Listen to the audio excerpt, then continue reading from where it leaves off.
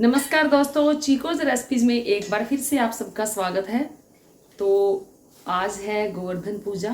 तो गोवर्धन पूजा की आप सभी को हार्दिक बधाई। कुछ लोग गोवर्धन अपने घर में बनाते हैं, लेकिन मैं गोवर्धन पूजा नहीं करती हूँ। हाँ, लेकिन ठाकुर जी के लिए जो अन्नकूट का प्रसाद है वो मैं ज़रूर बनाती हूँ। तो चलिए आज थोड़ा सा दिखा दूँ कि जो आज का काम है पूरा फैलाव वाला होगा, क्योंकि कल रात को लेट तक 1-1:30 बजे तक तो सोए ही थे और पूरे घर में दिवाली का जो फैलाव था वो है और आज समेट नहीं सकते हैं। तो आज जो सब्जी है वो बहुत सारी बनेगी, क्योंकि प्रसाद ठाकुर जी का काफ़ी सारा हो जाता है। मार्केट में जितनी भी सब्जी होती है, अरबी, लहसुन, प्याज और भिंडी को छोड़कर बाकी सारी सब्जी जो है प्रसाद में डाली जाती है। और पूरे महीने जैसे मूली बैंगन नहीं खाया जाता, मूली बैंगन गाजर, तो सिर्फ अन्नकूट के दिन ही, अन्नकूट का जब प्रसाद बनता है गोवर्धन के दिन ही ये जो प्रसाद है, ये जो सब्जियां खाई जाती है। तो चलिए दिखाती हूँ आपको। तो ये देखिए, ये बन रही है कड़ी। कड़ी में डाली जाएगी पकौड़ियाँ और पूरा थोड़ा सा पहले फैलाव देख लो। पूरी किचन का कोई भी ऐसा एरिया नहीं है कि जो भरा हुआ ना हो, क्योंकि काफ़ी सामान बनेगा। ये देखिए, तो ये है कचरी। तो ये कचरी भी मैं ज़रूर डालूँगी और इसके डालने से जो सब्ज़ी है बहुत ही टेस्टी बनती है। और ये देखो यहाँ कट रही है सब्जियाँ।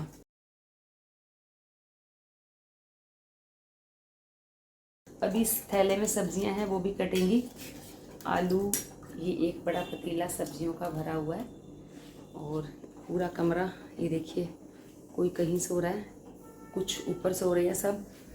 तो ये देखिए, ये है हरी सब्जी, पालक, मूली, मेथी, बथुआ, सरसों का साग। तो बस आज बनाया जा रहा है ठाकुर जी के लिए भोग। तो मुझे शाम तो हो ही जाएगी, क्योंकि चावल बनेंगे, पूरी बनेगी, हलवा भी बनेगा थोड़ा सा। और इस सब्ज़ी में टाइम बहुत लगता है, क्योंकि पहले काटो फिर धो, तो टाइम काफ़ी लगेगा। और एक तरफ बन रही है चाय, क्योंकि काम करते करते चाय की एनर्जी भी चाहिए। आलू काट अभी। और तो सब्जियां काफ़ी कटेंगी और अच्छा भी लगता है आज के दिन ये सारा काम करके, क्योंकि फिर बहुत ही जो स्वादिष्ट प्रसाद खाने को मिलेगा। तो पूरा दिन पहले मेहनत करो, फिर शाम को आराम से बैठ के ठाकुर जी के भोग लगाकर फिर वो प्रसाद खाओ। तो बस आज आगे आगे जो भी दिनचर्या होगी आप लोगों को देखने को मिलेगी। तो आज का तो जो पूरा दिन है रसोई में ही जाएगा। तो ये देखिए, तो ये कड़ी में तड़का लग गया है और ये है सब्जी जो अन्नकूट की जो बनाई जाती है। और ये पूरियाँ हमने पैक करी है, जिस जिस घर में हमने देनी है, जो जो आए हैं। और पूरियाँ बनी रही हैं अभी और भी। तो ये बन रहे हैं चावल। तो बस, और इधर बनाया जा रहा है मीठे में हलवा। तो हलवा ज़्यादा नहीं बना रही हूँ, क्योंकि हलवा सिर्फ और सिर्फ भोग के लिए बन रहा है। सब आए हुए हैं, इधर बनाई जा रही है कोल्ड कॉफ़ी और आटा भी और गूंदा है। तो बस अभी पूरियाँ और बननी बाकी है। तो चलिए थोड़ा ड्राइंग रूम का भी आपको दिखा दूँ। सब आए हुए हैं और लियो भी आया हुआ है, उससे मिलके आपको अच्छा लगेगा। और देखो आप कैसे सो रहा है, देखिए लियो, ये देखो, ये है शरारती लियो। लियो लियो लियो लियो। तो ये है लियो और ये है ऑस्कर। ऑस्कर तो सब, राजू ये मेरा भाई, राधे राधे, राधे कृष्णा, मनो, राधे कृष्णा। तो बस सब जो आए हुए हैं उनका दिखाया मैंने आपको। मैं बना रही हूँ किचन में हलवा, उसके बाद लगाएंगे भोग। तो जी जो सारा खाना है बन चुका है, अभी इसमें लगेगा भोग, फिर ये बन जाएगा प्रसाद। तो चावल है, कड़ी है, सब्जी है और ये बना हलवा मीठे में, पूरियाँ, और ये है तुलसी का पत्ता। तो सभी लोग बोलते हैं कि मैम थाली में जितनी भी सब्जियां होती हैं क्या सब में अलग अलग पत्ता डाला जाता है? तो ऐसा जी बिल्कुल भी नहीं है। आप पूरी थाली में एक तुलसी का पत्ता रख दें, उसके बाद आप ठाकुर जी को लगा दें भोग। तो जी चलिए लगाएंगे भोग। तो ठाकुर जी को 56 भोग लगाया जाता है। तो बोलते हैं कि 56 भोग क्यों लगाया जाता है, किस लिए लगाया जाता है। तो जब भगवान श्री कृष्ण ने गोवर्धन पर्वत अपनी सबसे छोटी उंगली पर धारण किया था, तो उन्होंने 7 दिन तक कुछ भी नहीं खाया पिया था। तो जो मैया है यशोदा मैया, उन्हें दिन में काफ़ी टाइम भोग लगाती थी, शायद 8 बार भोग लगाती थी। तो उन्होंने बिल्कुल कुछ नहीं खाया 7 दिन तक। तो 8 को मल्टीप्लाई 7 से करते हैं तो 8 7 56 56 हो जाते हैं। तो कहते हैं कि इसीलिए तो उनको 56 भोग लगाया जाता है। और जो अन्नकूट बनता है इसीलिए भी बनता है। तो यही मैंने सुना था। और कुछ ये भी है कि जब एक पर्वत के नीचे ही सब रह रहे थे, पक्षी भी थे, पशु भी थे, गायें भी थी, और गांव के जितने भी लोग थे सभी उस गोवर्धन पर्वत के नीचे आ गए थे। तो जो जो सब्जियां थी, जो भी सब्जी थी, जिस किसी का भोग नहीं भी लगाया जाता, जैसे तो आज जो अन्नकूट के दिन उन सब्जियों का भोग लगा दिया जाता है, तो कुछ इस करके भी अन्नकूट बनाया जाता है। तो 7 दिन तक लगातार गोवर्धन पर्वत को अपनी अंगुली पर धारण करने के बाद तो सभी ने मिलकर खुशियां मनाई, और जो चीजें उगी हुई थी या जो भी सामान था उसका ये प्रसाद बनाया, फिर भगवान श्री कृष्ण को भोग लगाया। तो जी जितना मुझे पता था मैंने आप लोगों को बताया। तो अगर आपको भी कुछ नई नई चीजें पता लगी या आपको पता हो तो प्लीज मेरे साथ जरूर शेयर किया करें, क्योंकि ज्ञान बांटने से ही बढ़ता है। तो अच्छा है ना, कुछ ज्ञान मुझ में भी आ जाएगा, और वैसे भी मैं आप सब लोगों से ही सीखती हूँ, जितना भी सीखती हूँ। तो चलिए ठाकुर जी को लगा दिया जाए भोग। तो ये लो जी, ठाकुर जी भोग लगाओ। तो जी फाइनली मैंने आपसे बोला ही था कि इस दिवाली तक पर्दे जो है लग जाएंगे। तो जी जो पर्दे हैं वो ट्रांसपेरेंट ही बनवाए हैं, ताकि क्योंकि जब यहाँ पर बैठते हैं सोते हैं तो जो ठाकुर जी की छवि है, ठाकुर जी का जो इतना सुंदर रूप है, हमें देखने को मिलता रहे। और पर्दे भी आप बताना कि आप लोगों को ये पर्दे कैसे लगे। मुझे ये बहुत अच्छे लगे। ये मेरी बेटी की पसंद के पर्दे हैं, टिश्यू के हैं ये। तो बस मुझे बहुत सुंदर लगे। मैं ये एक बर्ड भी लगाई थी तो बहुत अच्छी लग रही थी मुझे, तो मैंने ये लगाई। और ये पर्दे पर आपको नज़र आ रहा होगा कि हरे कृष्ण कृष्ण कृष्ण हरे हरे, हरे राम राम राम हरे हरे। तो ये है महामंत्र। तो जितनी बार भी पर्दे को देखेंगे, जब पर्दा बंद होगा और कुछ हो ना हो, ठाकुर जी भी दिखेंगे, और जो ये महामंत्र है ये भी हमारी जो जुबान पर लगातार रहेगा। सबने पूछा कि ये चौकी है या क्या है। तो जी ये हमने ऑर्डर पर बनवाई है। तो क्योंकि जैसे कोई त्योहार होता है तो मुझे 2 चौकी को जोड़कर बनानी पड़ती है।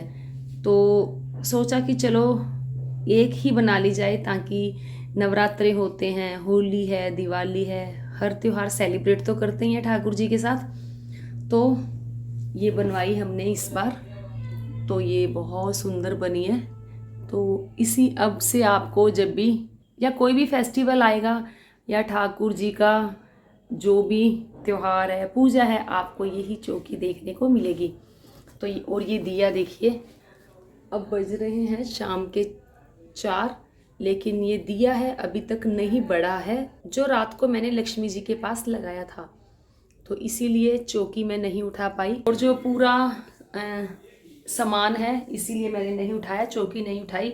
तो आप सब लोग भी पूछ रहे हैं कि मैम चौकी कैसे हटाई जाती है। तो जी जब तक दिया नहीं बढ़ता तब तक हम चौकी नहीं हटाते हैं।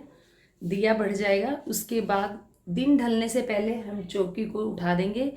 कलश के अंदर जो सामान पैसे होंगे वो अपने पास रखेंगे, बाकी सारे सामान को हम किसी कच्ची मिट्टी में दबा देंगे।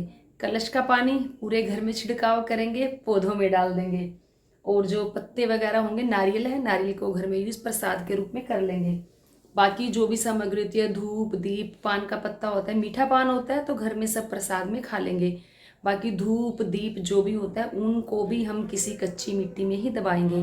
बाकी जो खील बताशे है उसका हमें किसी मंदिर में दे देना है, या किसी भी ज़रूरतमंद को दे दें, या जो आपके घर कोई हेल्पर आता है तो आप उसे भी अपने ये जो सामान है दे सकते हैं। जो फल का प्रसाद होता है इसे भी आप मंदिर में दें या किसी को भी दे दें। तो बस बिल्कुल साधारण सा है कि कोई इतना भेद नहीं है कि चौकी हटाने का कोई मुहूर्त है, ऐसा कुछ नहीं है। तो जी चौकी हमेशा दिन ढलने से पहले ही उठा देनी चाहिए, लेकिन जैसे दिया संध्या होने तक भी नहीं बढ़ा है तो आपको उससे अगले दिन चौकी हटानी होगी। तो बस मेन है कि दिया आपका कब बढ़ता है, तो ये मैंने आपको बताया। दूसरा मैंने आपको दिखाया ही था कि कितना आज काम बहुत ज़्यादा है। सुबह से रसोई में ही मैं खड़ी हूँ और घर में और भी आए हुए हैं, मेरी भाभी आई हुई है और सब आए हुए हैं, तो हम सब मिलकर ही खाना बना रहे हैं। चलिए, आज इतना ज़्यादा थकावट है और मेरा पूरा घर पूरा फैला हुआ, आपको थोड़ा दिखा देती हूँ। ये देखिए, कहीं कपड़े हैं, कहीं प्रसाद रखा है, और दूसरा एक रूम है ये, क्योंकि घर में सब आए भी हुए हैं। और ये रूम भी पूरा, ये देखिए, पूरा फैला हो रहा है। तो जी इतनी देर हमने बातें भी कर ली और हमारे ठाकुर जी ने, राधा रानी ने भोग भी लगा लिया। इन पर्दों को हटा दिया जाए दोनों तरफ से, क्योंकि इसमें लगी हुई है वेलक्रो, तो इसे वेलक्रो से ही बंद करना पड़ेगा। तो ये देखिए, पर्दे बहुत अच्छे लग रहे हैं और ठाकुर जी ने आज तो पर्दे के भीतर बैठकर भोग लगाया। वो आपने सुना होगा ना भजन, थाली भर के लाई खींचड़ो, ऊपर घी की बाट की, जीमो महाराज श्याम धनी, जिमावे बेटी जाट की। तो उसमें भी एक लाइन आती है कि पर्दो भूल गई सांवरिया, पर्दो फेर लगाए जी, घाबलिया के ओले बैठ के शाम खींचड़ो खाए जी। क्योंकि कर्मा बाई ने पर्दा नहीं लगाया था, तो जो ठाकुर जी उन्होंने भोग नहीं लगाया था, वो उसकी सोच थी कर्मा बाई की कि शायद इसलिए भोग नहीं लगाया उन्होंने। तो कभी मौका पड़ा तो आपको ये भजन भी सुनाऊंगी, थाली भर के लाई खींचड़ो, ऊपर घी की बाट की, जीमो महाराज श्याम धनी, जिमावे बेटी जाट की। तो बस कोशिश करूंगी ये भजन सुनाने की। तो ये ठाकुर जी ने लगा लिया भोग, और ये जो प्रसाद अब बन गया है, इस प्रसाद का इंतजार हमें पूरा साल भर रहता है, क्योंकि वैसे कभी बना भी लेते हैं अगर कि हमने ये वाली कढ़ी तो बनी जाती है घर में, और जो जैसे ये जो मिक्स सब्जी बनाई जाती है कि कभी लगता है कि चलो घर में बना लीजिए, लेकिन वो स्वाद नहीं आता जो अन्नकूट वाले दिन आता है। जिन जिन के ये प्रसाद जाता है वो भी पूरा साल भर इसका इंतजार करते ही करते हैं। तो उम्मीद करती हूँ आपको मेरा आज का ये व्लॉग जरूर अच्छा लगा होगा। तो बस थोड़ा बहुत ही दिखा पाती हूँ, क्योंकि सभी चीज़ें अगर दिखाना शुरू करूँ तो पूरा व्लॉग जो है बहुत बड़ा हो जाता है। हाँ, लेकिन कोशिश रहती है कि मैं अपने घर में कैसे सेलिब्रेट करती हूँ, जो छोटे छोटे त्यौहार होते हैं भगवान जी से संबंधित, तो आप लोगों के साथ शेयर करूँ बस। तो उम्मीद करती हूँ आपको आज की ये वीडियो जरूर पसंद आई होगी। तो वीडियो को लाइक करें, शेयर करें, चैनल को सब्सक्राइब करना बिल्कुल ना भूलें। हमेशा की तरह अपने सुझाव देते रहें। आज के लिए इतना ही, फिर मिलते हैं। धन्यवाद। हरे कृष्ण।